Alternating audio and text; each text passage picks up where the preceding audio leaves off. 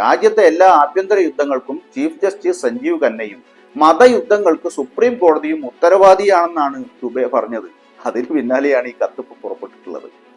എന്നാൽ BJP, അദ്ദേഹത്തിന്റെ party BJPയുടെ president JP Nadda ഇത്തരം പ്രസ്താവനകളോടൊന്നും ഞങ്ങൾ യോജിക്കുന്നില്ല, അത്തരം പ്രസ്താവനകളെ ഞങ്ങൾ ഒരിക്കലും പിന്തുണയ്ക്കുന്നില്ല എന്നൊക്കെ പറഞ്ഞിട്ടുണ്ടെങ്കിലും അത് എത്രമാത്രം വിശ്വാസത്തിൽ എടുക്കാൻ കഴിയും എന്ന് വരും നാളുകളിലെ നമുക്ക് മനസ്സിലാക്കാൻ കഴിയും. ജാർഖണ്ഡിൽ നിന്നുള്ള കക്ഷിയാണ്, MP ആണ് ഈ പറയുന്ന ദുബെ.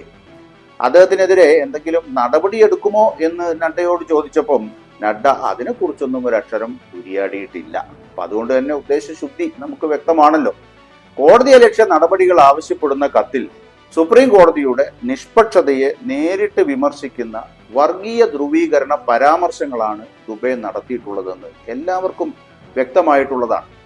ദുബെയുടെ പരാമർശങ്ങൾ വസ്തുതാപരമായി തെറ്റാണെന്ന് മാത്രമല്ല,